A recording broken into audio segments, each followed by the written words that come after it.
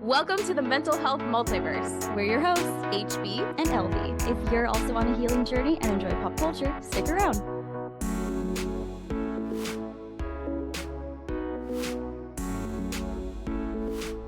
Welcome, everyone, to our Disney Villains Roundtable, also known as the Season 3 finale. We have so many amazing guests on today, 2 previous guests and 1 new to the MHM world. So give them a big round of applause. We're about to intro them. We're very excited. Thank you, listeners, for being on this journey with us through season 3 and talking about all these various Disney villains. And I know so many of you have been waiting for HB's list, and we have it. So stay tuned for that. But first, yes, I finally have the Mental Health Multiverse villains ranking list of my own, and I'm not just going to record it. So it's gonna be set in stone.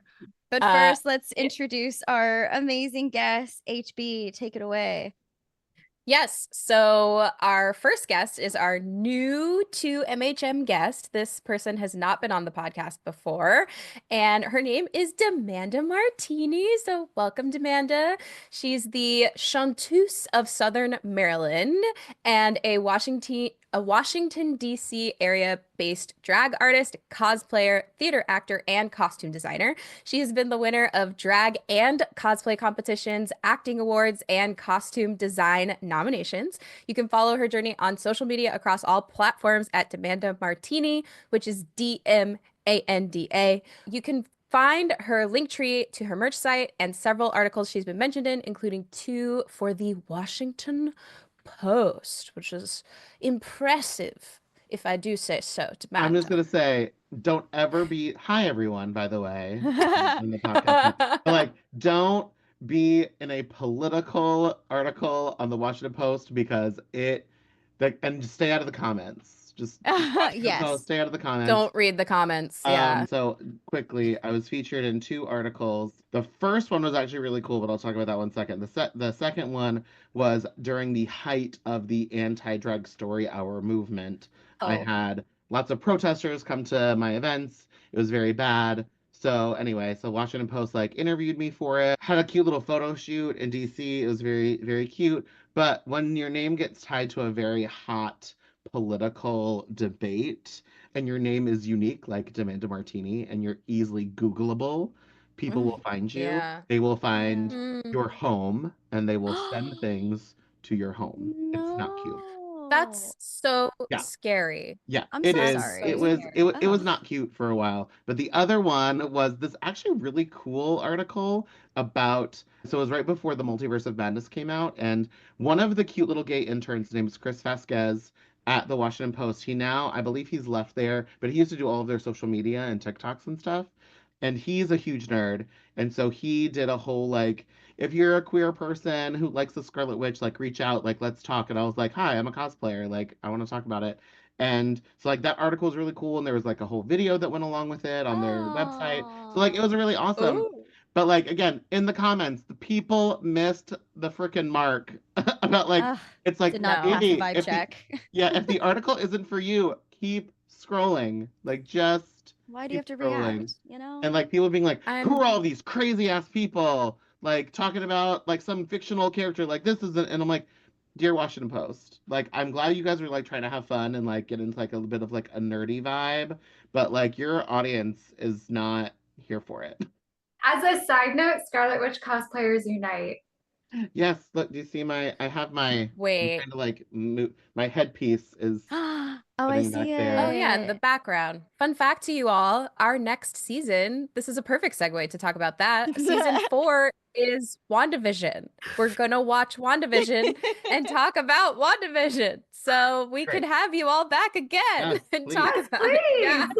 I actually almost wore Scarlet Witch tonight, but I couldn't make it work, so. That's okay.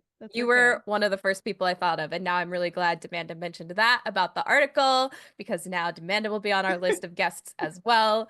But yeah, we're gonna do episode by episode breakdown of WandaVision next season, season 4. As time and our schedules allow, because life is always lifing, we're gonna sprinkle in some Agatha all along on our Patreon, because I haven't seen it yet. I know. I've avoided spoilers for the most part. I know. I'm very excited. So That's anyway, impressive. it's hard. Yeah, so things to look forward to, but let's bring it all back to wrap up season 3. Thank you, Demanda, for introducing yourself and giving a little bit of context. And I'm so sorry that happened, but I'm glad there was like also a positive article, you know, that had come out. I have the pleasure of introducing a guest that we all know and love.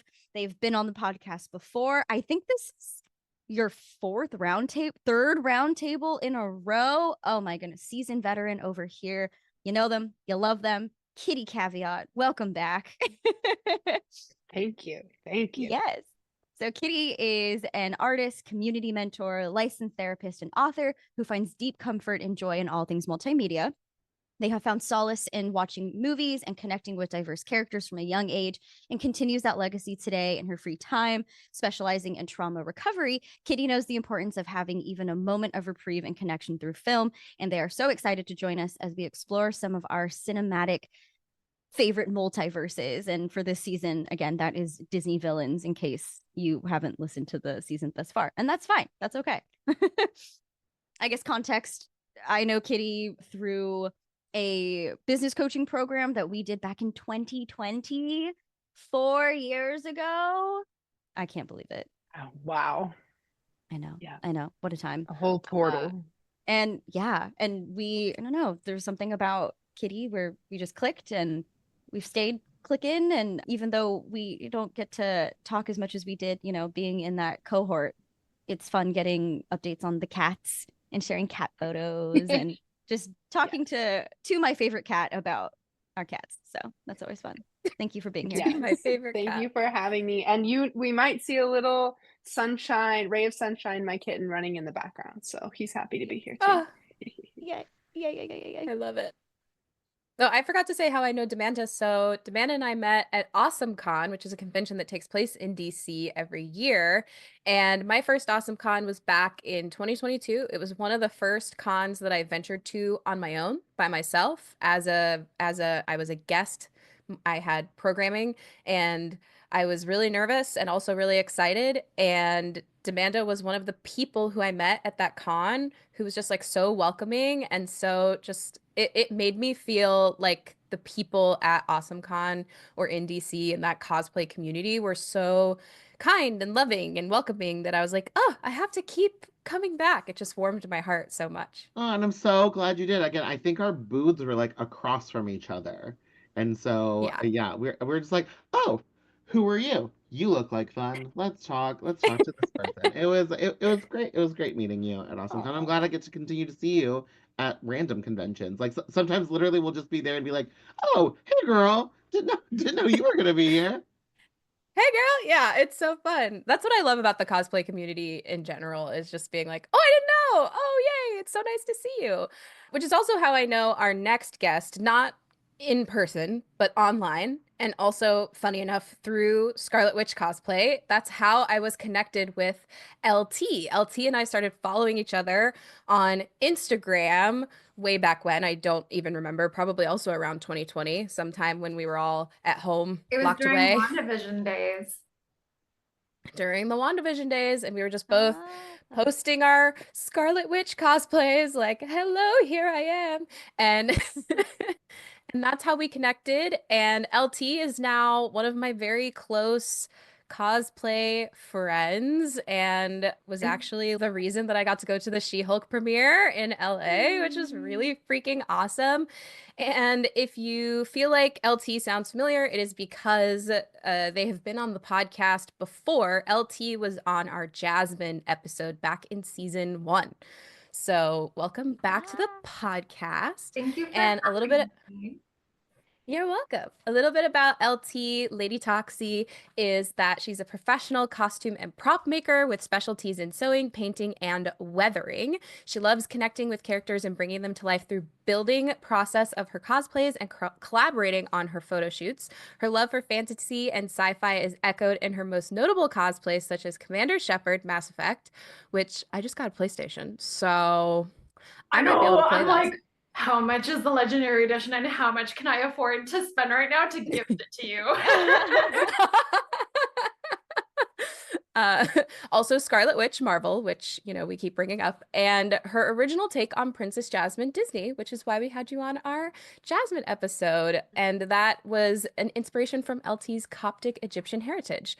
She's been a recipient of multiple awards for her craft. LT has been featured in numerous publications and official pages, as well as over 36 events, premieres, and conventions. LT also volunteers with the West Coast Avengers and Cosplay for Science, and also runs the California chapter for the N7 Elite Costuming Club. She loves teaching and encouraging a variety of creative skills, and they believe that cosplay and crafting is an actionable way to express yourself and is for anyone at any level. So we'll link to LT's Patreon and YouTube and Instagram and all of that. Yeah, that's Lady Toxie. Yeah, thanks. I know that was a mouthful. We're just in Okay. a room of girl bosses, of really amazing people, and I'm just so excited for this conversation because I know, like, going into it when HB and I were talking about the different seasons, this one we were a little, I don't want to say hesitant, but we were like, this is kind of unconventional. I feel like starting off the podcast talking about empowering Disney heroines kind of made sense. The next season about like Disney Pixar and films kind of made sense, but I feel like there were some questions that I had amongst like even my own friends, my boyfriend, of like, why do we talk so much about Disney villains, and how do we combine mental health, villains, what's the connection there? And so we've talked a little bit about our take on that, but we're excited to kind of hear everyone else's take on that. Let's start simple. Who is your favorite Disney villain and why? So, if I could show you guys, so like behind me is like most of my X-Men stuff. If I could show you that corner over here of all my stuff, I have 3 full shelves of Ursula. Um, Ooh. so The Little Mermaid was the first movie that I remember seeing in the movie theater. There may have been other movies before that, but I was we're not going to talk about how old I was. Let's just say that she is old enough to have seen the movie in the movie theater. I was still pretty young, but it was back in the day. And so the big mall that like we would travel to as a family during Christmas time, because this is also back in the day when Disney movies used to come out at Christmas time, not like big summer blockbuster kind of stuff. And my parents, my oldest brother was old enough to be like, you can watch the 3 younger ones.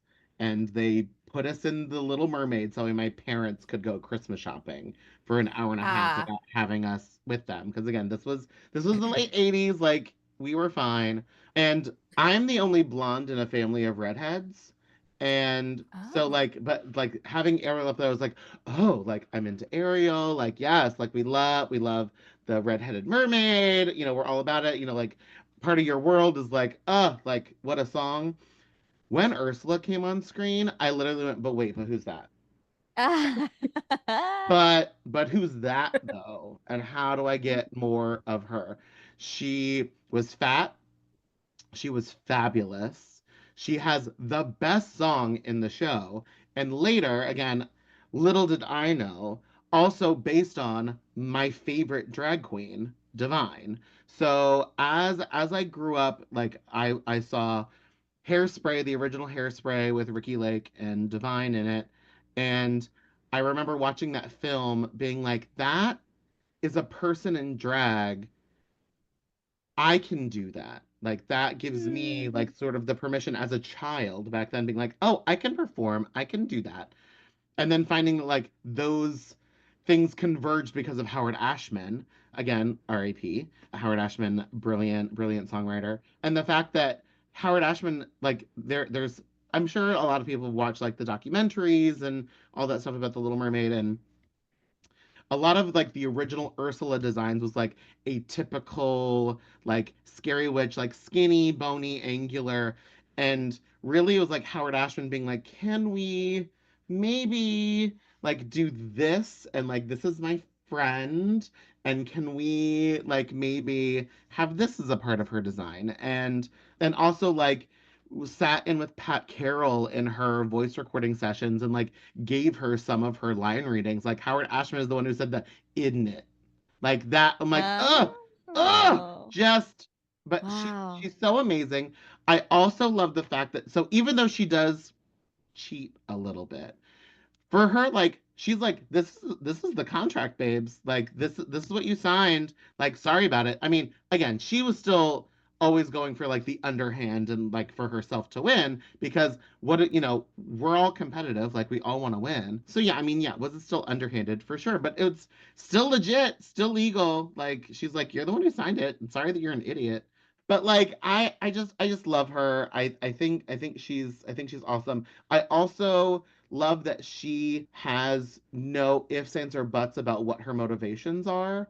Like, I'm not a huge fan of like some of these like revisionist, retconny, like villain movies that they're doing, where it's like, actually, Maleficent was a good fairy. No, no, thank you. Angelina Jolie, though you looked great, that movie was very meh. I did not need any of that. Like, I didn't need any of that. Cruella, didn't need any of that either. Like, just let her want to skin animals. Like, just let her be whatever. But with Ursula, it's like, yeah, it's like, was she this disgraced, like, ruler or whatever? But it's also like, she was also probably not nice.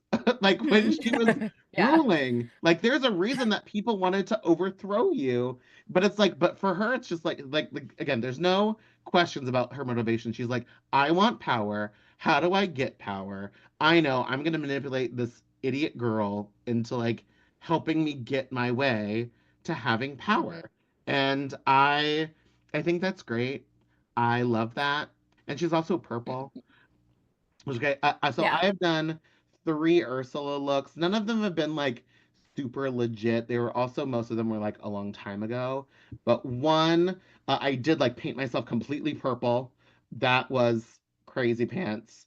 I made my own like little like skirt with like the all the legs. Crazy. The second time I did it as a drag number. It was at a friend's house. Again, he had this big party. He hired a bunch of drag queens. And I ended the number. Of course, I did 4 and 4 triple. I ended the number by jumping in the pool, which was Oh, so, that's so, so cool. so, like I Wow. jumped in the pool to then like come out and do the Beluga Sabruga come winds of the Caspian Sea. It was so Wow. crazy. Like Wow. and then the third time I did it was at when I premiered it. It was Anime USA, and it was more of like a rockabilly inspired kind of Ursula look, like more like Disney bounding. But I found this really cool like tentacle fabric and like made like a little like hair, like a little hair net kind of like tie. So I had like the big curls Cool. coming out of the top. It Oh was very gosh. cute, but she will always be my favorite. To me, she can do no wrong. She also was like, I'm maybe purple, but I'm wearing the boldest blue eyeshadow. I am wearing the reddest lipstick that I can possibly find. I just love her. I was so enamored by the way she would put on her lipstick with the weird little creature. Like there was something about that moment that I was like, girl, get it. Like even when I was super young. Right, right. I get like the two villains that like are inspirational to my drag are her and Madame Medusa, where Madame Medusa's like taking off her makeup and like taking off Yes. the fake Yes. The lashes. It's eyelashes.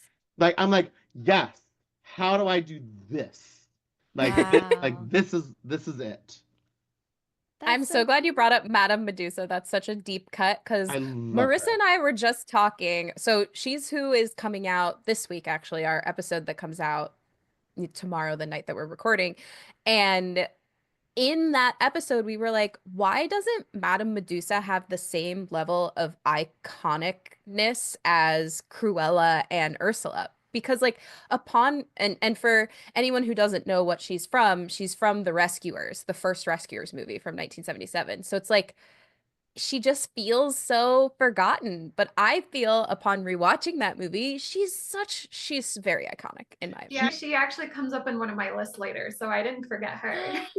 Yay. Good, Yes. good, good, This good. um makes me so But I happy. mean, Yes. the reason I think she's forgotten is because she's from that forgotten era of movies. So, like, we had like the This is true. 101 Dalmatians, and like, because even Robin Hood wasn't really like a commercial success. Did not become a commercial Hmm. success until they start like when we were children. And by we, I'm probably a good decade older than most of you here. So like when I was like little and they started like re-releasing the movies in the movie theaters before then they put them on video again. And then like it's gonna be locked in the vault. You better go watch it while you can. And like Rescuers didn't really like I think they got like a minor re-release, but they then wanted to put all of their stuff behind the Down Under sequel that came out in the late 80s. Which But was Mhm. even so but good. even but even Yeah. then, like it just came out at like a weird time for Disney that I just think that, and also it was a lot darker than I think, because like that was also that time that they were doing a little bit like more darker stuff, because like Fox and the Hound was really Yeah. sad, Oh, The Black Cauldron, Oh, Black like Cauldron, yeah. yeah, like I mean like I still love all of those movies, but they do all have like a very different vibe. My take on Madame Medusa and maybe why she is so forgotten, again, like I'll bring her up later, I think is because just the content in and of itself, like it's a very real depiction of child abuse and labor. And that's not something that a lot of people like to think about or even talk about, Mm-hmm. which again, I can talk more about later and it might get a little bit personal. Hopefully no tears will be shed, but yeah. Mm-hmm. So that's my thoughts on that. I can share who my favorite villain is. Okay, so it's really hard for me to choose because I came up with three just because they're all very similar to me and they were all equally impactful to me when I first saw their movies. So my favorite villains are probably Jafar, Ursula, and Scar. And Mm-hmm. for me, all three of them are just so iconic. Like they have great songs. They're very distinctly designed. Like you can pick them out of a lineup, no problem. Again, they were super impactful on me growing up. They're so caricatured and calculated with everything that they do. Everything they do makes sense and is in line with their character. And they're very mustache twirly too, but like in a fun way. Almost Yeah. like kind of how Demanda was saying, like they're so conniving and smart. They're in it to win it. They know exactly what they want. There's like a competitive side of me that I don't show. Like I very rarely let out, but it's like I see aspects of myself in that. And I'm like, oh, I wish I could be that bold. I wish I could do the thing and just like not care if I'm going to lose it all if I go for Yeah. it, they're so ambitious to the point of ready to lose everything. And I like that about them too, but it's also very scary to see a And they're villain. also all super queer coded. Yeah, Yeah. yeah, they are. Yeah. And like as somebody who didn't recognize that they were queer up until maybe 7 years ago, like there was something about it that I was just like, this speaks to me. Like yeah. Yeah. I'm glad you brought up too, like the motivation and everything that they do is very in line with their character. Because HB and I have talked about this a lot on the podcast about like going back and forth of liking straightforward villains, but then also kind of liking the more complicated backstories, getting a little bit more of their picture and why they are the way they are. But one of the things that we talked about was like what makes a good villain. And one of the components of that is clear motivation, and all of their action drives them toward that motivation as far as like Yeah. just good storytelling and character building. So I'm glad you Yeah, brought like that the up. way they're written is so focused and contained. Like you have no questions about who they are. They know who they are. They know their place, but they know that they deserve a better place that they think they deserve or that they should earn, or they've been scorned in some way. All three of them have been scorned in some way. All three of them have a big motivation to overthrow and take over. And that's something that I've definitely felt multiple times in my life. It's like Yeah. like a person who has, been deeply misunderstood for most of my life. And it was just because of the communities that I was in. So I think like that, even as a child, like understanding that story and seeing their struggle, even though they ultimately lose in the end, it was impactful for me. Yeah.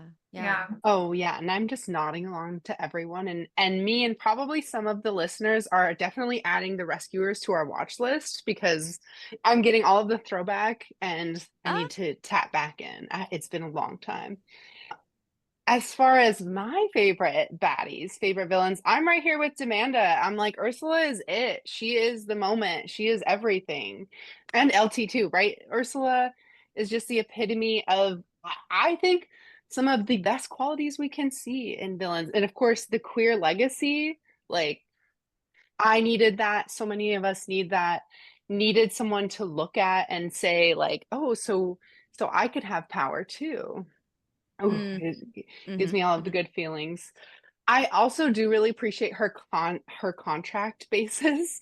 And I kind of wonder if she wouldn't thrive in today's age of like just signing terms and agreements without reading them. Like next thing you know, my voice is gone. I'm like, fuck, was it Yeah. really worth it to use this app or whatever? I think she would thrive. This would be her era.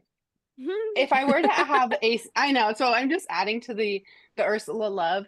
If I were to have like a second fave who's not as, organized, boss energy, I would probably go for Hades in Mm, Hercules. mm. And Also I contract think based. We love that. no, For exactly. sure. But and he I feel like he represents if we stepped into our shadow fully and we just let it speak for us and we let it run the show. And I love that very much, like the core of his essence is presented. And that's one of the things I like. I'm like, yeah, show us who you are. Even if you suck, like show us who you are. I think it helps too that he's also funny and there's also kind of a wood element to him, like not like the would do kind of thing. Like I don't know what it is. Maybe Oh it's my. his charisma.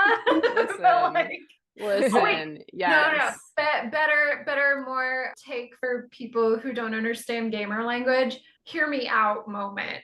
Yes. Oh my Yeah, gosh. Oh my And, gosh. totally. When he and flicks back his flame.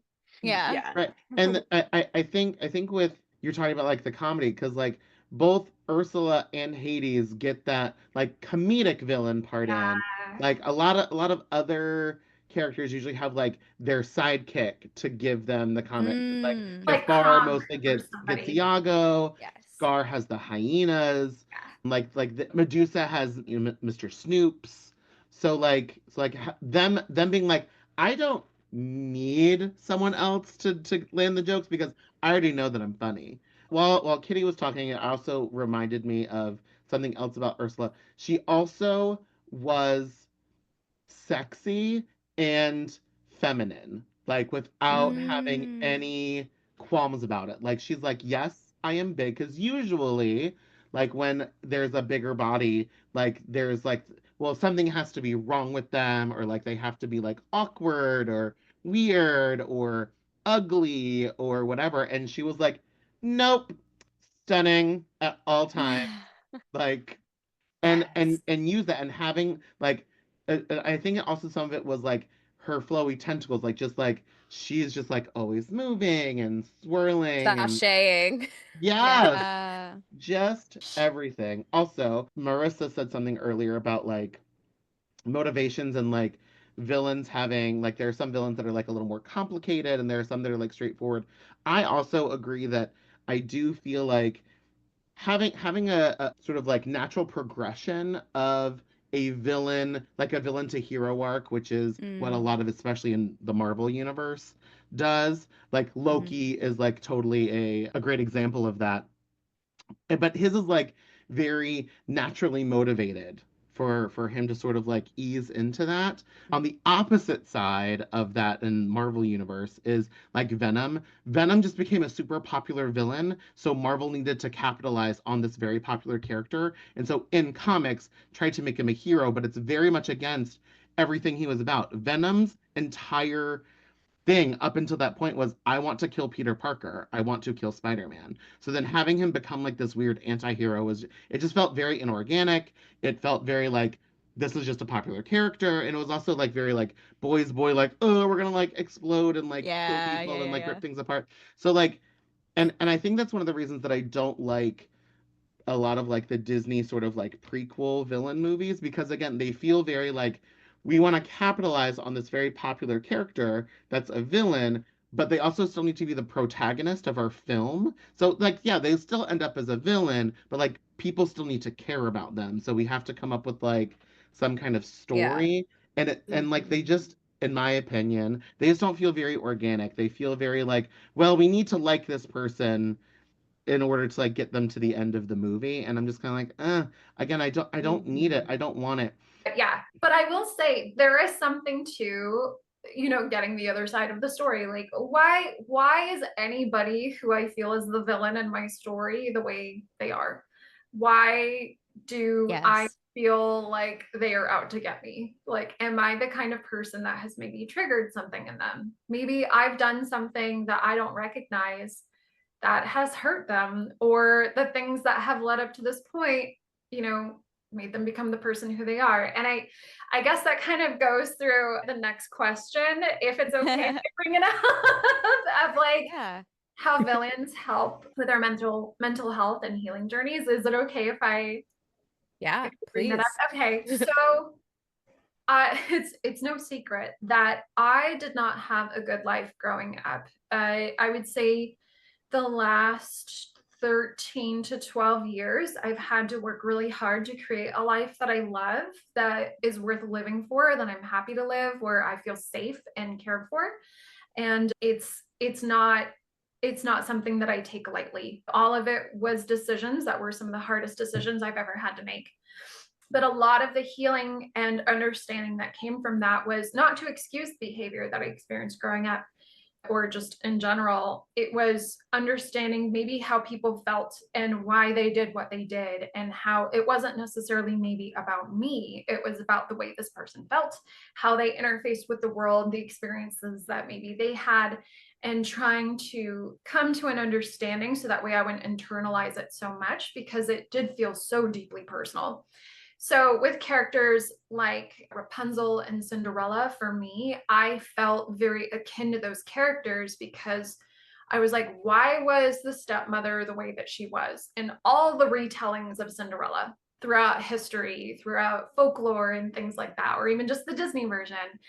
Same thing for Rapunzel. I felt like Mother Gothel, specifically in the Disney version, was very reminiscent of my own experiences in my house growing up. To see that kind of representation it's really hard for people to swallow, and it was hard for me to swallow until I saw it on big screen, and until like it became this cultural phenomenon. And granted, like, those films aren't necessarily as popular as maybe I think they should be. I personally think Tangled is better than Frozen, but don't trust me on that. Right there with you.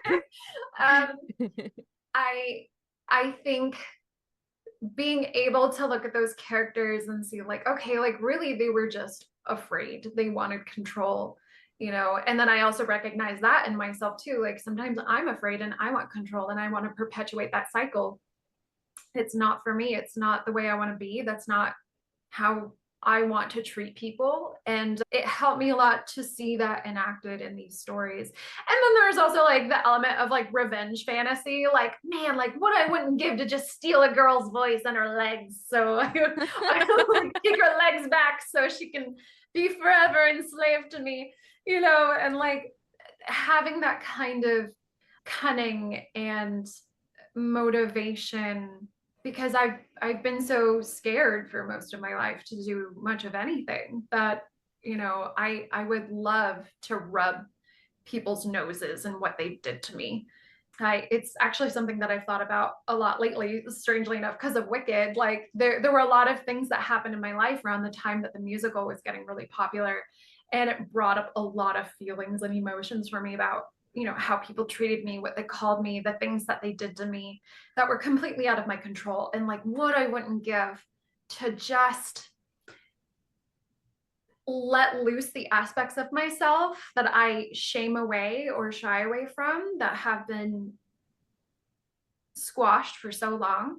But at the same time, I also recognize like that's not how we treat people again. So it's kind of this balancing act of like understanding that shadow side of myself and acknowledging it, and knowing that maybe I do have the power to do something like that, and thinking about it, but I'm not going to. And I will have the self-restraint, because I know what that road can lead down, but I can still have my revenge in other ways, like living well, or maybe some aspects of those villains I can be like, you know what, this person said I couldn't make it, or they said I wasn't talented enough to do this. Well, watch me. Yes. Yes. And I can see our resident therapist, cat therapist here, has some thoughts, I feel. Yes. Some- I was gonna say, first of all, if cat therapist is a job, I'm switching to that. Just kidding. But I thank you for sharing more about yourself, LT, by the way, and I appreciate, and a lot of your story resonates with me, and I'm sure lots of us listening. And I'm just really reminded of how those of us who have survived different things, maybe those of us who have been victims, how appealing it could be to have this power of these villains to say, actually, you're not going to hurt me, and to really like turn the tables in that way. I do think it's interesting to hear you, of course, we want to honor and explore our shadow that says, okay, what if I'm the one who hurts people now? Actually, like, could I? And it does remind me to go back to a little what Demanda was saying around Maleficent, and that is part of this story they're giving us with her. And maybe y'all have heard this, perhaps a trigger warning here, but some of the creators have been more direct in naming what the cutting of her wings was meant to symbolize, right? And that puts us in the arena of sexual assault, rape. And so in a way, just kind of again nodding along with what you were saying, LT, of like that is an example in villain world of a victim becoming perhaps the villain or an abuser, on her journey. So that's what's stewing in my mind. I wonder what y'all are thinking. So the thing that stuck to me was talking about how people like what villains' motivations were, and like why did they treat people a certain way. So I mentioned it before we really started that. So 2 years ago, or was it last year? It doesn't matter. I played the stepmother in Into the Woods, which is Lady Tremaine, and um, her motivation is really women didn't have a choice. Like, you need to be married because you can't own things. You don't get to keep the money because if your husband dies, all the debtors have claim over that. Like, you don't get to just like have that. So so you have to get married in order for her to provide for her two daughters. They then need to be matched well, and they need to get get ahead. And in the original fairy tale, the sisters are just mean. Like, they're not ugly. In the Disney version, like, they're like these awkward, loud, whatever women. And again, Lady Tremaine sees this very elegant, graceful woman. She's like, no, no, no. She's a direct threat to our livelihood. Because if she gets married, she then would potentially get the house. She would get all of the things that we are clutching to. Because again, everything goes into disarray because she can't afford to keep the house up, to keep servants in the house, to keep, and like they explored that a little bit in like the Ever After version, where like Angelica Houston is constantly like trying to like sell stuff because they have to like keep up the appearances of everything. That's also And reminding me of the Featheringtons in Bridgerton. I just yes, had that thought. yeah. Yeah. Because again, women didn't get the choice. Like, they didn't get the opportunity to just be able to explore their life and live their life. So Cinderella is a direct threat to her and her livelihood and her daughter's livelihood. So she is going to put them first. Now, again, does she have to be such a cunt about it? No. But yeah, no, no, no. And apologies, everyone, if that is a word that is not one for you. Sorry, but like again, does she have to be so mean and terrible? No, she does not. But like that's sort of like, again, in my mind, like where that's coming from. So now when I watch Cinderella, like that's all I can think about is like, she's just trying to provide the best way that she knows how for her daughters. And again, and like the direct threat of getting what she wants is Cinderella. Again, that's also like not really on topic, because we were talking about mental health, but It is on topic. Quite okay. I am right here, especially for the, looking at these stories through the lens of feminism or systems and culture. So, yes, I hear you, all of this. Yeah. I love, LT, that you brought up how we might be the villain in someone else's story, and that we don't necessarily have any control over that, besides like not being a horrible person, right? Like we can Right. all And not pulling a Captain Hook and like actively pursuing this victim over and over and over again. Right. Or not Right. encouraging child labor. Right. Exactly. Like to if we're even if we're doing our best, sometimes we are someone else's villain. And basically, to go back to what we were talking about a while ago, before we moved on to the question that LT posed of how can villains help with mental health and healing, is that when Demanda was talking about not enjoying the prequels or like finding out why, like giving villains like something to relate to or a heart or like why they are the way they are. And the way that I kind of viewed some of these things was more as like twisted tales in some kind of way. So they might not technically be canon, but they do give us a little bit of a different insight into a character that we love. But I also really love what Kitty brought up. I love what everybody has been bringing up. It's all been really great, and I think it speaks to how there can be a through line regardless of, because everyone who's a villain, even the villains in quote unquote our stories, right?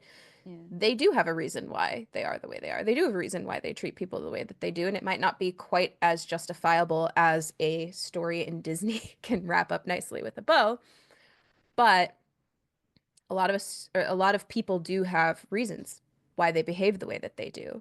And as LT And was saying, it's our job not to continue those cycles and continue to do our best, you Yeah. know? Yeah. You Uh, bringing this up reminds me of a quote I saw recently that was like, I should have like screenshot it, but basically the essence of it is like, I will not always be kind and compassionate. There are times where I will be hard and I will be harsh and cold. mm, And that's just who we are as human beings, right? We're complicated, we're nuanced, we're multifaceted.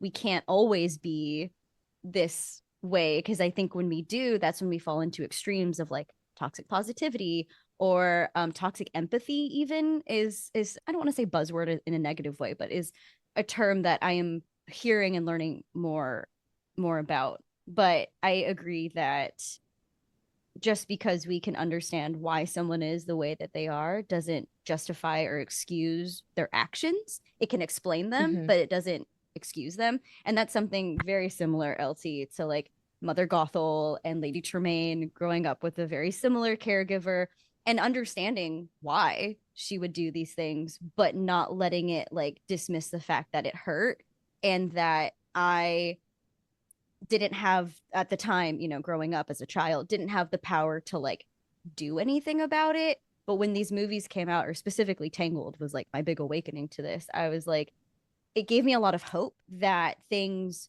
could get better. And even if it's not in this big, powerful way of like, I'm the lost princess, at least there was going to be something like this pain and this hurt that I was feeling was not going to be forever. And I can understand why she is the way she is and extend some compassion without veering into that like toxic empathy. Yeah. Even though it took me a long time there was a long time that I had to untangle that empathy and that compassion from guilt. Like, Yes. how dare I establish boundaries? It reminds me of Yeah. that meme that's going around that's like, I'm entering my villain era, establishing healthy boundaries around Yes. relationships. Like, Yeah. like I relate to that maybe a little too much. To the I'm point with where you. like Yeah. sometimes I still second guess myself of like, oh, did I take that too far? Was I clear enough? Like, was I compassionate enough? Like, I don't want to be anything like the people who hurt me, but also Absolutely. this is Yeah. important to me. Because of the way that people treat you, sometimes you have to take extra precautions and add extra boundaries that Mhm. that you might have not even thought of before. So like growing up, I related to the villains because I was like, oh, I want to be that strong person that Mm-hmm. that person who's going to like fight back to like say the mean thing back to them to like hurt their feelings. So that way I'm not the Mm. only one who's hurt. And again, that's not super healthy.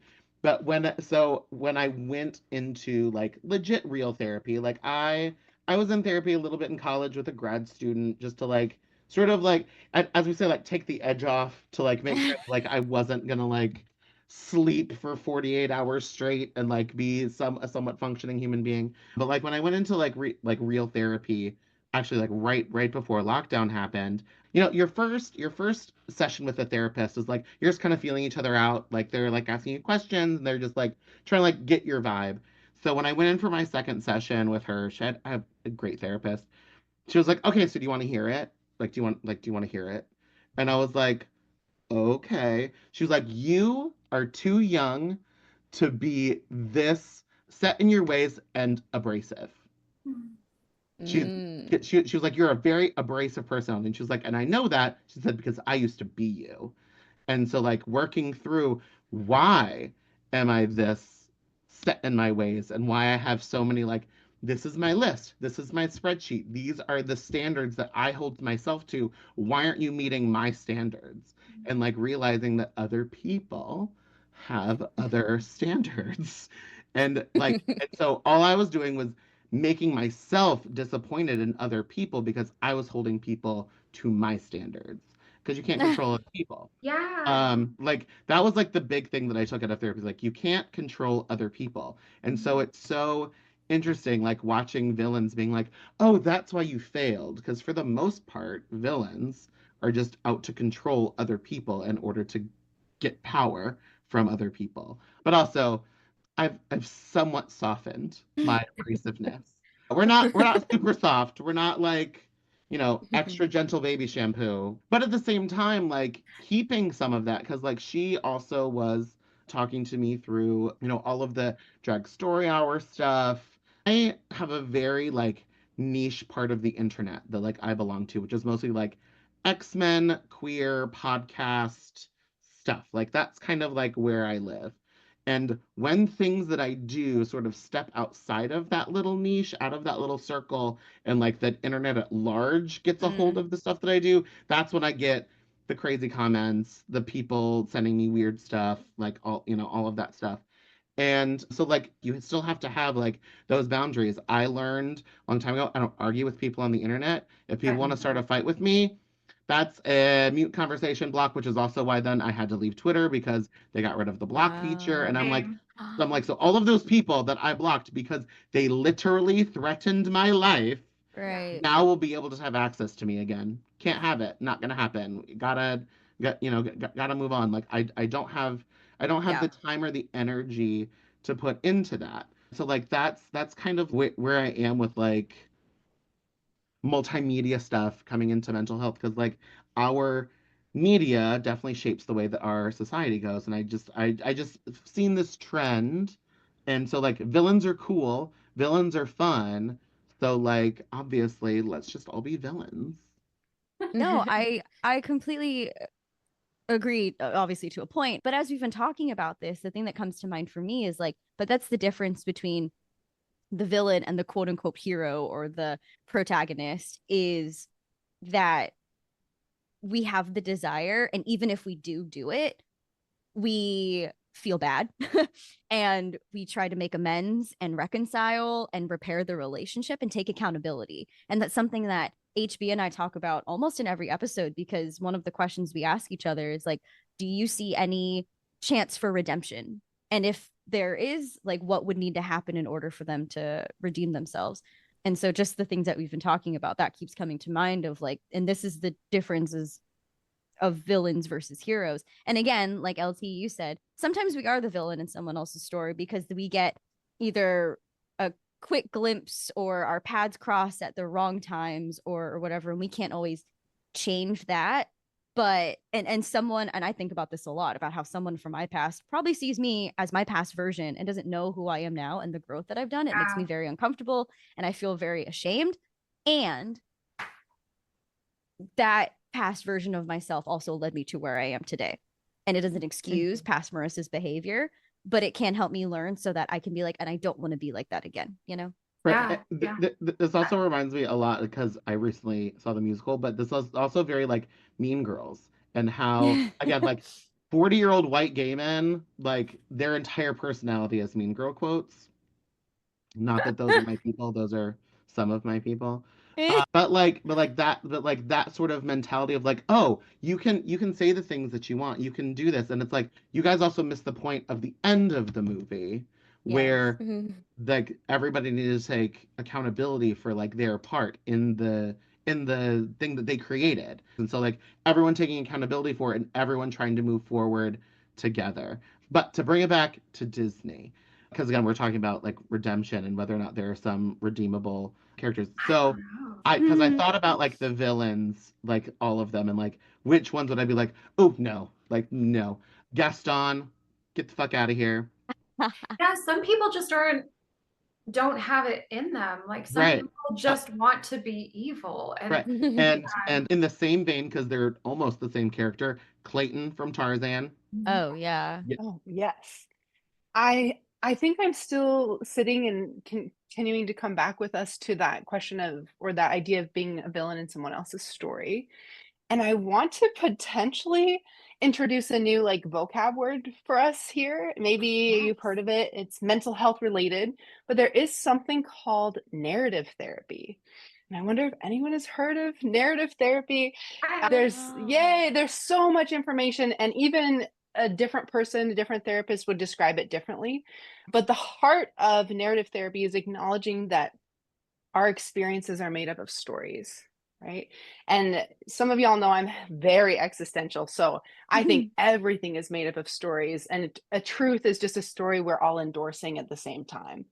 And so when it comes to this question of, am I a villain in someone else's story? That can be so powerful for us survivors. And I'll share a little bit about my experience and how this has come up for me, really like on the nose. I'm someone who has experience with domestic violence, abuse, especially as a kiddo and from biological family members. And I'm also a huge proponent of restraining orders, no contact orders, going no contact with family members.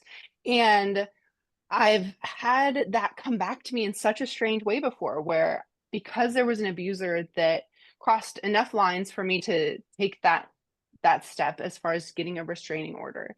I had a secondary family member who is now also no contact, but this family member came at me and said, by cutting him off, you're just as bad as he is. And I just remember reading those words, like it happened to be a text message, and I was like, that's a story. Okay. I was kind of like, okay, bitch, like that's a story, first of all. And that's not my story. That's not a true thing. That's not the story. That can be your story. And maybe this is what we're all circling around, is like, it's not my job to correct your story. That gets to be your story. If that's, I'm just as bad as an abuser who's done XYZ by, having consequences for him, or by advocating for my boundaries. Yeah. You keep that story. You get to endorse that belief. I'm opting out. So like, I'll be over here with the other I'm baddies, the erasing other myself survivor from the baddies. narrative. Yes, and getting to hold that distance. I almost want to say hold the space, but to hold the distance from that portrayal of my experience or my identity, and to be like, there it is over there. That's not me. That's not mine. I resonate a lot with that. Thank you for sharing. Yeah. Yeah, I experienced similar things in many situations. Yeah. I really love We're that out too. here. Yeah. Something that I've been working on this year and am continuing to work on, because I am a people pleaser and I jump into helper mode in order to regulate myself, even though they're like very true, genuine intentions of helping someone. There comes a point where I have to say the mantra of like, not my circus, not my monkeys. And I think, especially in the world of like social media, and especially in an election year where I feel like I am fighting so hard for people to see other demographics, certain demographics, as like human beings, and shed light on the fact that like we're no longer talking about politics, we're talking about fucking human rights, and how like frustrated I get. And I have to come to a point of like, I can't, like you said, Kitty, I can't change their narrative. I can't rewrite that story for them. All I can do is share mine and hope that along the way it influences someone else's story to take a different path. But it can be so hard. Yeah. Right. To just sort of like get onto that. So, you brought up like, being in an election. So like again, it's not my job to educate people about things, but I am a firm believer that representation and being someone who is a representative of a marginalized community is very important. So like I live in a small town outside of DC, and for a lot of the people that I know in this small town, I'm the only queer person that a lot of these people know. And so I've always sort of positioned myself to be like, to be open to like the weird questions and like, allowing people to like, ask things or, whatever. And again, and be like positive role model. Like I try very hard to like be positive on my social media, to like not like stir drama or whatever, and like just focus on like this is my art, these are the things that I do, this is how I want to bring joy to people, all of that stuff in order to be a positive representation of being a queer person, of being, Mm. a drag performer, all of that stuff. And I just sort of found that in light of this election and the way that certain people feel or are honestly like you're supporting how I know that this party feels about me, and I can see that you have supported that, you no longer will have access to my joy. You no longer Mm. get to celebrate. Like, for example, like very soon after the election, I went to go see Six, the musical, with my niece, who's almost 14. And so, I of course like got all dressed up and like she was cute and we were wearing tiaras and like, we had a good time. She loved it. It was great.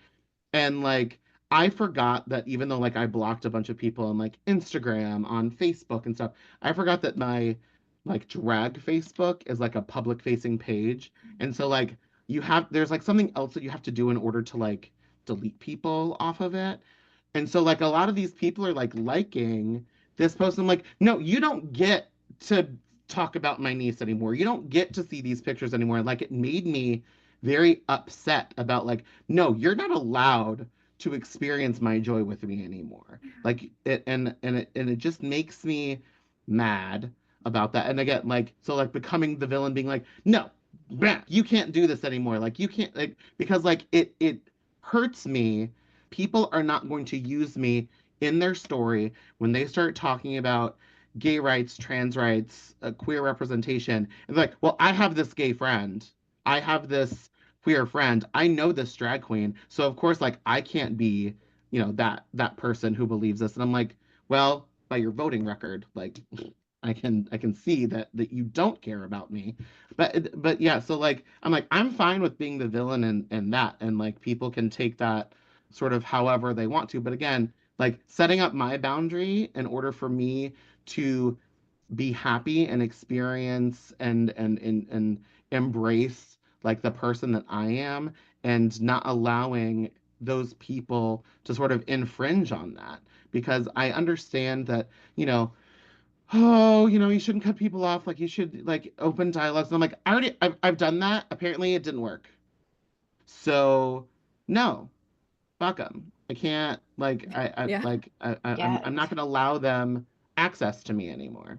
I'll just anchor really quick. I just, in the narrative piece that we mentioned, I hear you, right? And there's a story from what you're saying as that you I'm could also be the queen of villain. anecdotes. Like, Yes. And you can this there could be the story that you're the villain for having repercussions to those people for their actions, for who they vote for. Or again, a different narrative, or are you our hero, babe? I'm like, yes, that's like this is the hero to your niece, to our listeners. So I'm like, I want to give you snaps for this, for what you're describing, my friend. Yeah. Hmm. Yeah.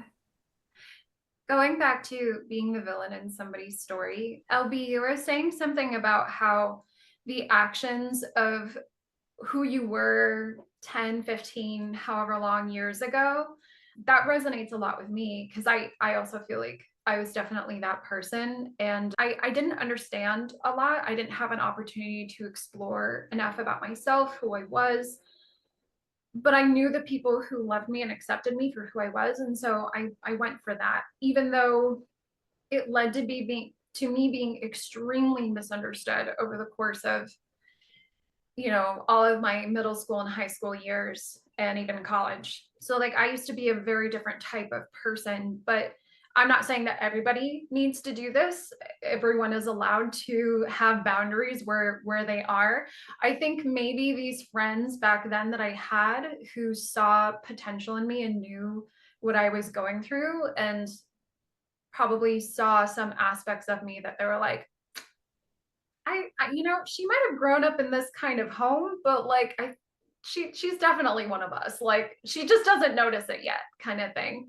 They had so much compassion and grace for me. And granted, we were all struggling at the same time together in different ways, but they became like family to me. And I don't know if it was just because of the circumstances that we were under. And that changed me. There was something about it that helped heal me through some of my darkest years. And if it weren't for those people having that grace and that compassion and being willing to come along with me on this journey, like I definitely would not be the person I am today. I don't know what kind of person I would be, but I think about them often and I'm so grateful for who they were. And so I also try to be that person now, granted within certain boundaries. Like if somebody's just cussing me out or stalking me or being rude, of course I'm going to block them. But like, I am the kind of person who I'm like, I changed over time and I see potential in this person. You know, I don't expect it. I don't force anything. I just, you know, live my life as best I can. And I do what I can to maybe open up some minds and help them question things because that was something that I wasn't allowed to do. I wasn't allowed to question actively growing up. So yeah, you get it. And so like having lived under authoritarianism, basically, like I do not want to be an authoritarian person for other people. I will encourage critical thinking. I'll be like, well, now why do you feel that way? What makes you say that? What's your experience with this? Tell me, talk to me about it, you know? And like I'm happy to be that person for some people, but not for everybody. And again, like maybe I might be the villain, like from my past, or even now. And some people might think that my current stance is abhorrent. And I've had to have a lot of really difficult conversations with people around that of like, how could I be this way? I'm like, you know, I'm not asking you to be this way. This is how I choose to live and how I want to interface with my communities because I am involved in so many different things. And that matters to me. Yeah. So it's tricky. There's so much gray area. And I like exploring that gray area, even to my own detriment sometimes.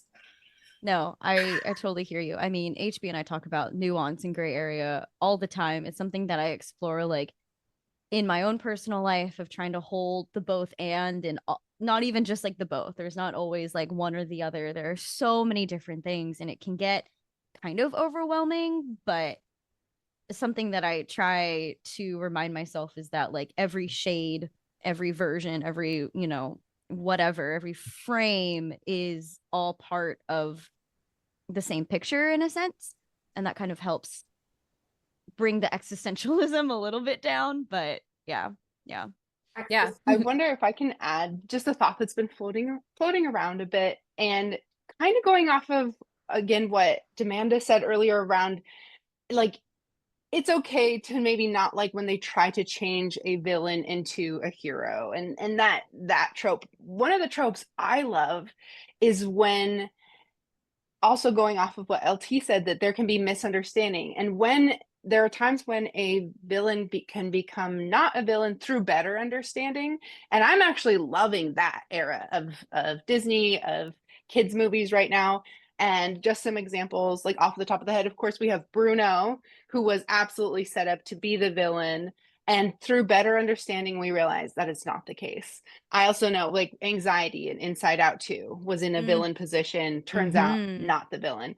And even one of my favorites, because I love Coco so much, is, you know, I guess Coco's father, right? So the father of the movie is set up to be the villain, and then it turns out not at all. And I don't know, maybe that's my own little wholesome heart loving to see like someone we thought was terrible. And again, we could get political with this when it comes to some of us who are learning a lot about situations, dynamics, victims.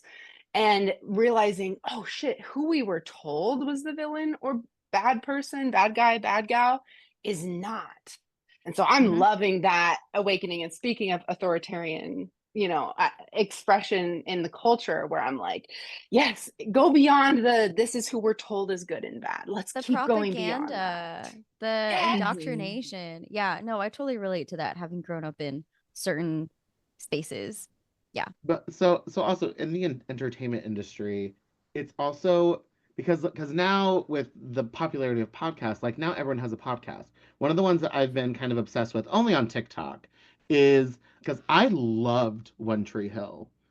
Me and my best girlfriend, we bought the first like I think like 2 seasons and then like started watching it like live. This was back when like you could like DVR stuff. Like love One Tree Hill. So good. But now like the three lead actresses have their podcast and learning about what a fucking shit show it was Oh. behind the scenes and like the abuse that those three actresses dealt with and how the showrunner like pitted them against each other, where he would legitimately give them false information about each one and like feed on like, you know, teenage young women's insecurities to like feed Wow. into like the mean girl aspects where they all didn't get along because they were all buying into like this narrative that was given to them. That makes I me so love that. sad. Yeah, Yeah. it's crazy. But another one, and again, this kind of also goes into like villain eras, was the Charmed podcast with Shannon Doherty and Holly Marie Combs. And obviously, like Shannon Doherty is now passed, but like that show also like finding out about like, because like Shannon Doherty already like comes with a lot of like Hollywood baggage about like how she was portrayed in media and how like she was like this bad girl and she's terrible to work with and whatever whatever. Mm. But Holly Marie Combs has been a fairly unproblematic person. Like I think most people can agree. Like she's been fairly unproblematic. But like to have her co-sign on some of the stuff that Shannon Doherty was saying, I'm like, okay, okay, then that to me like lends Like to the be true more colors. credible and how terrible Alyssa Milano was to work with, which again was a little like, oh, I kind of like Alyssa Milano, like, but the reason I bring the like I brought kind of all of that up is the pettiness of Shannon Doherty. I love because before she died, she wrote a list of people that were not allowed at her funeral. Uh, One of them being Whoa, Alyssa I love Milano. that. whoa. Part I of it would was do like that. part of it was like her own pettiness of like fuck you, but she also but like on like the sort of like quote forgiveness side, it was like I am releasing you of having to come up with some public statement, come like show up in public when Oh. we actively did not like each other, to have you show up and to like try to like save face. She's like, just don't come. Like just like don't put on an act. This isn't about you. Like just stay home. And like I've I kind actually of done that already. I kind of like Yeah. that being like, don't come. Like Yeah, legit, please don't. A I love boundary. that. It She's setting a almost boundary. that almost like transcends the villain energy because it's like you're not even a villain. Like you're not again, We're like not even on the same playing Gone. field. yeah. you don't Yeah. exist to me. I Got the don't think captain. about I you at all. Yeah. I Released. I love, love, love, love, love the conversation that we're having right now. I do have a little wrap question for you, which is if you could pick your most evil, who would you pick for your most evil villain? Who would you pick for your least evil villain? And then pick a few to rank in between. So like 1 to 5, maybe. And Yeah. like those 1 to 5 can kind of justify your list. But yeah. While Maybe you while you think about that, LB and I are going to share our full list of Disney villains that we've talked about and how we ranked them. So maybe I can finally share my list. go for it. We have been waiting so long. It's And happening. as I do, I will say where we differ. Okay. So finally, Heather's Disney villain list ranking from the most evil to the least evil Disney villain. And these are not including misunderstood villains, which I loved you bringing up, Kitty. So First place in the most evil is Frollo, which is also LB's most evil. We don't pretty evil We to agree for like the top 3, and then yeah. and the Yeah, bottom and one. then yeah. So Frollo at the top. We agree on Cruella as second because she tried to kill 99 puppies. So, you know, she didn't succeed, but that's only because Horace and Jasper were idiots. 3 is Scar because, you know, tried to kill Killed his his well own brother. killed his Yeah. own brother. And tried to kill Simba. Turned So tried to kill Simba, turned the Lion King, turned Pride Rock into a dystopian land. Like, just we aren't here for that. We aren't here for that. For 4, I have Ernesto de la Cruz. I think Ernesto de la Cruz is one of the most evil villains. I think he's an underrated villain. He's a horrible person. He got away with it. It had to take Coco going legacy. to the Yeah. afterlife to to to come back and be like, hey, this is actually he stole this music and killed my dad, like, or killed my grandfather, great grandfather, whatever. However, over on number 4 for Marissa is the evil queen from Snow White. And I And have no justification for that. It just felt like a vibe. Like, I agree with every single thing you're saying about Ernesto de la Cruz, but when I think evil queen, I don't know, there's something that's like, but she's somehow just a little bit more evil than It's that. in her And it name. might be it's in her probably her name. name. That's It's probably true. the name. It's probably the dark magic that she does to manipulate and to Yeah. anyway. Yeah. Well, we kind of just switched them because Ernesto de la Cruz is your 5. So in my 5, I have Maleficent and the Evil Queen as a tie because for me, they are the same. They are very, very similar villains to me. I have the Sanderson sisters as my number 6. You have them so high up in your list. I do because they killed children. So Did they ever succeed in killing the children though? Oh, they did. I mean, Oh, well, that they changes. killed Emily. You don't remember the beginning of the first movie? They literally suck Emily's soul out of her body. Oh shit. We're like, And they who didn't knows? kill And anyone. who knows how long they've been doing it for before that? Yeah. Damn, that's a good So point. All right, well. yeah. And your number 6 is Maleficent. So our Maleficent, Evil Queen, and Ernesto de la Cruz are kind of like all in the same area. It's there. Yeah. And then so I'll just go through the rest of my list. So I've got Mother Gothel after Sanderson sisters, and then Madame Medusa. They're very similar to me as well. Child abuse, that kind of thing. Then I have Hades, then Ratigan, then Oogie Boogie from Nightmare Before Christmas, because he definitely killed people. Lady Tremaine, Ursula, Clayton, Calabar from Halloween Town, which I have much higher on my list than you do. Yeah. Gaston, Madame Mim, Captain Hook, who we determined in our Captain Hook episode is not really the villain. He's not really the villain, no. Is it? No. Shere Khan, Prince John, Yzma, Syndrome, and King Magnifico. See, So and what's that's interesting to me about you having Syndrome right above King Magnifico, the Syndrome is number 8 for me. He killed a bunch of heroes. Like, he legitimately killed people and then he was like not the first AI person, but like he used machine learning so that each version of his robots would get better at fighting villains. So okay. to me, that's like super evil. No, that's pretty evil. In my memory, Syndrome didn't do anything that crazy. So because everyone's distracted by the giant S on his clothes and his freaking flaming hair.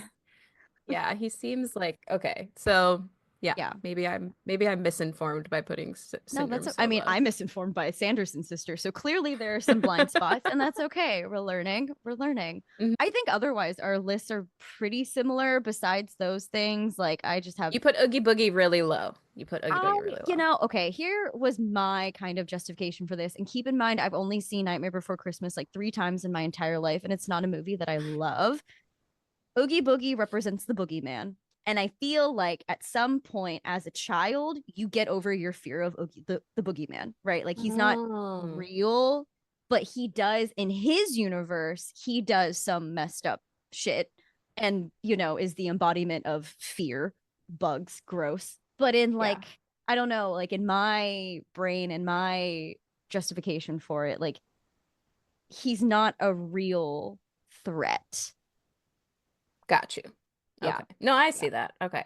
So, LT, let's start with you. What is your most evil Disney villain?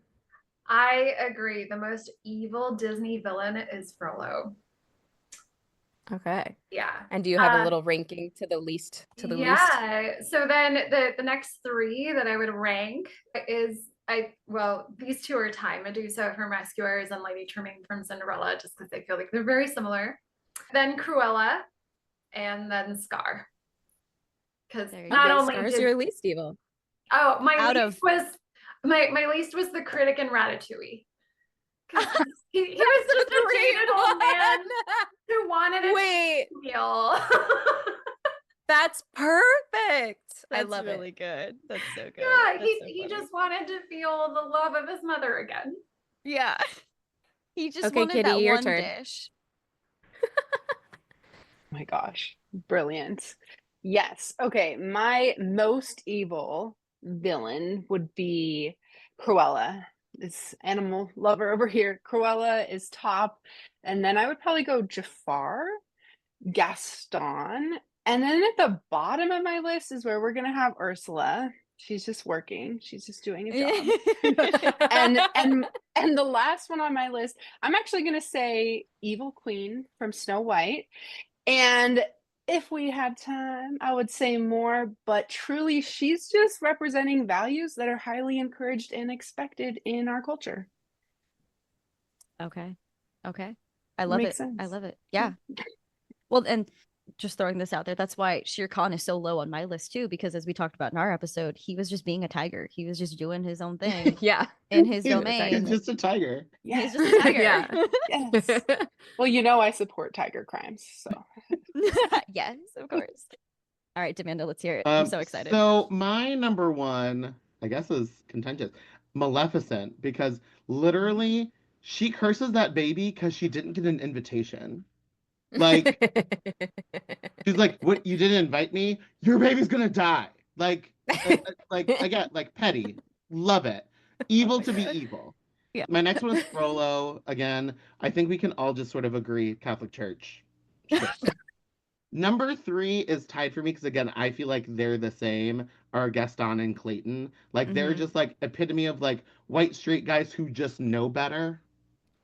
Mm. Like, no thank you. Number four, Evil Queen. Again, it's in her name. She's evil. And Right. then so like my least I feel like they're just serving their functions as being the opposite of their counterpart, and that's Hades and Madame Mim. Like they're literally just the embodiments of the opposite because you have to have light and dark. Hades is Mm. literally Mm. just doing his job. Madame Mim is literally just being the counterpoint to Merlin. So Yeah. like they're again not super real threats again like Hades a little bit, but like we already knew from the prophecy that like wasn't gonna work out for him. So anyway, that's my last. Oh my gosh. Amazing. You are all brilliant. Thank you so much for coming on. Before we wrap everything up, why don't we go in reverse order and you can tell everyone where they can find you and what you have coming up. So if you have an offering or any shows coming or any videos for people to check out. Sure. So again, my name is Demanda Martini. You can find me across all social media at Demanda Martini, Dmanda Martini. When this comes out, again, we're going to be towards the end of the year. I do have a very special New Year's Eve video that will be happening. Me and a whole bunch of cosplayers and drag performers collaborated, so be on the lookout for that. Then kind of comes my busy con season. So if you're a convention goer, I will be at Farpoint in February, where I do a drag show. I will be at WonderCon in Anaheim. I will be at AwesomeCon in DC, and then I will be at the Uncanny Experience in July, which has moved up this year into July. So hopefully I see some of you all at a con coming up. If you do, please come say hi. Would love to chat. I'd love to say hi at WonderCon. Yes, please. Oh my Again, gosh. yes, please. We will have to find each other at WonderCon. Yes, thank you for having me back yet again. It is such a lovely time. And for those who are listening and want to connect, you can find me on the socials at the Kitty Caveat. I am especially active on Instagram, and that's where I'll share most of my updates. I have different offerings in community. I do host and participate in in-person events here in Seattle. So if you're from the Seattle area, definitely say hello. Let's connect. Otherwise, you can stay tuned there. I have workshops coming up in the new year, some community offerings, and my content is everything witchy, spiritual, queer, creative, trauma healing. So if that sounds like you, then you are so welcome to join in. I'm Lady Toxie on pretty much any social media, but I'm most active on Instagram, YouTube, Blue Sky, and Threads now. It used to be X or Twitter, and I just kind of abandoned it now. I'll only post once in a while when I feel like it. But then I also have a Patreon where I mentor and I teach people how to make fun crafts. I want crafting and self-expression to be accessible for everybody. So I always say there's no fancy tools needed. There's no expensive materials that you need in order to make the things that I make. I show people how to do it and I make it as clear as possible. And I throw in some fun anecdotes because I've been a professional artist for a very long time. It's hard to quantify because, I've been doing art for pretty much my whole life. I love connecting with people over fandoms and story and things like that, and how it can benefit our lives and help us express who we really are. So that's who I am. Yay. Yay. Thank you all so much for coming on. Before we wrap, HB, I'm putting you on the spot. Can you remind listeners what you do, who you are, and where they can find you and any events you have coming up and any offerings? That's fun. Thanks. I'm on Instagram at Heather Boddy, which is just my name, Boddy. And I am actually doing a Black Friday sale for Geeknasium, which is the workout program I created. It's specifically tailored towards nerds, and all of the workouts are themed in pop culture and fandom. It takes place completely online, so you can do the videos like on your phone, on your computer, wherever. And the sale is for a 50% off of an annual membership. So normally my memberships are $349 a year, but I'm putting them on sale until the new year. So you have the whole month of December to opt into this if you would like a year of Geeknasium for half off. And that's, I guess I'll put that info in the show notes. And I'm starting a new job in January. I'm going to be a solid core instructor. So that'll be in person here in New York City. And I'll be at all the cons, not all of the cons that Amanda mentioned. Actually, I'm applying to WonderCon. So if we get accepted, LB and I will be there as well. And yeah, but I'm definitely going to be at AwesomeCon. You will see me there. I've already got my booth approved, so that's my first official scheduled con of the year. So thank you. Yay. And before we go, LB, do you want to say anything about yourself? I think over the course of the 3 years we've been doing this podcast, I am in a little bit of a transition phase. Going into the podcast, I knew exactly what I was doing as a perfectionism recovery coach. And that's not to say I'm not doing that anymore. I have a course that you are welcome to check out, and it's called Better Than Perfect, which is to help folks reconnect with their compassionate inner voice and turn down the inner critic. But labels right now are just kind of fluid. Right now, I'm exploring long form writing. So you can find me on Substack, very almost kind of diary entry, a little bit newsletter, a little bit educational as far as like perfectionism, reparenting, and CPTSD. But you can find me on Instagram at littlebent_notbroken. That's where I do a lot, if not all of my stuff. But yeah, as far as like offerings, that's kind of it. The course, the writing, just connecting with myself and others, and hopefully I can go to my first convention next year with Heather, so that'll be really fun. Yes. Yeah, we're keeping our fingers crossed that it can happen. And if any of you want more from us, we also have a Patreon that you can support. We'll put all that in the show notes. But again, thank you so much to our guests for being here. Thank you for listening. And this was season 3 of Mental Health Multiverse. We're going on a little bit of a break, so we will see you in the spring of 2025. So bye, everyone. Thank you. Congrats on 3 seasons. Yeah. Thank you. Big deal.